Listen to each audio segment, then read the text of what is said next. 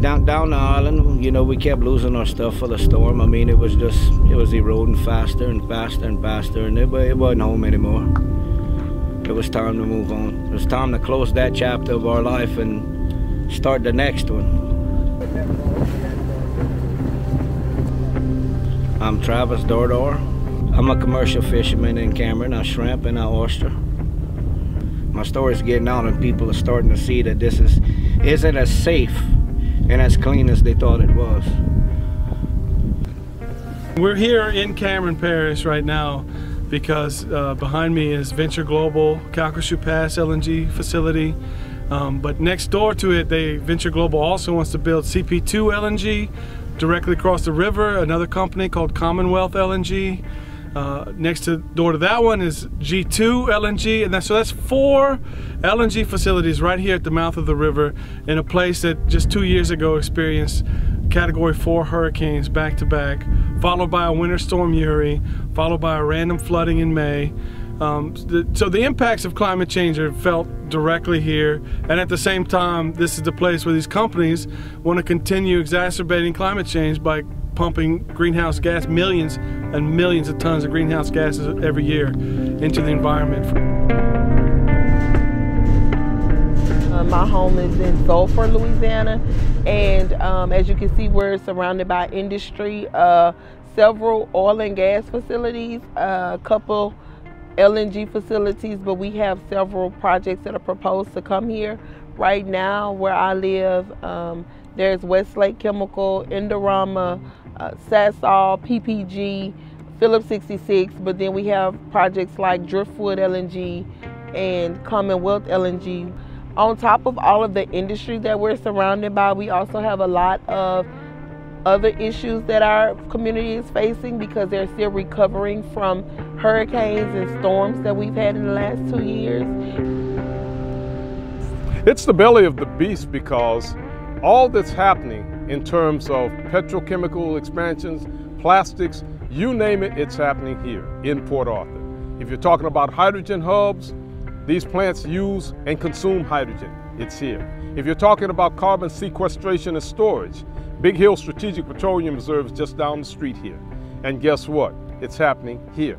If you talk about LNG, we have 2 LNGs and a third one trying to come into this area. Again, Port Arthur. And then you have oil exports with the products pipeline that wants to take crude oil from America and ship to Europe and other parts of the world, and it's going to go through Port Arthur and into Louisiana and then out into the Gulf of Mexico, once again, Port Arthur. So we have to deal with all of that, and we're dealing with the aftermath of 12 decades of environmental industrial pollution caused by the petrochemical industry. So I have the report at home from the Texas Department of State Health, and it clearly states, you know, there's 7 types of cancer, and it names the cancers that are higher than to be expected right here in southern Brazoria County. And of all things, Dow Chemical about 10 years ago built our own cancer center just about 10 miles away in Lake Jackson, Texas. So, you know, I don't understand why these companies, they could prevent a lot of this emissions and cancers and health problems and breathing problems, but instead they build a cancer center, you know, and you can only go there if you have really good insurance to get cancer treatment. There's a lot of people that have premature heart issues and deaths because of the particles and stuff in the air. I always talk about, you know, here we have methane, carbon, and then we have all benzene. It's like a big chemical soup around here that we all breathe in every day, every day. See that tanker loading over there. You saw the tanker going through. The noise pollution from it, the light pollution at night, the air pollution when they're flaring.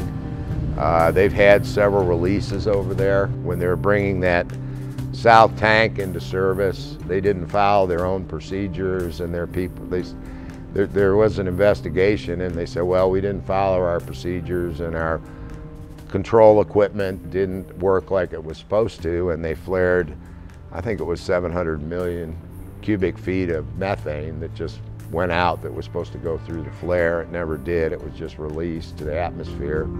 To me, this one is too much. It's too close to me. We don't like it. It's noisy. I mean, they're flaring every night. If there's even a 1% chance that this can explode, that's too high of a risk for me and my 2 kids and my wife. You know, even a 1% chance. And they do blow. On June the 8th, they had a terrible explosion. They had a rupture in a pipeline right in between 2 of these gigantic LNG ships. It caused a 450-foot high vapor cloud to go up and explode, and then they had a fire after that they had to put out. When the ships are over here, gigantic LNG ships, normally when they're open, there's always 2 at a time loading, and they are so dangerous when they're fully loaded. So can you imagine when these fully loaded LNG ships would pull up to an import facility in Europe, how dangerous those ships are.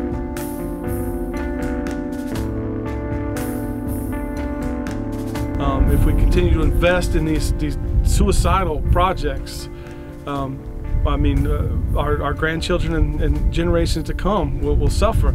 We all have arrived at this point on the backs of so many ancestors and so many generations to get to right here where we are today. And we have kicked the can down the road so long that the road is running out.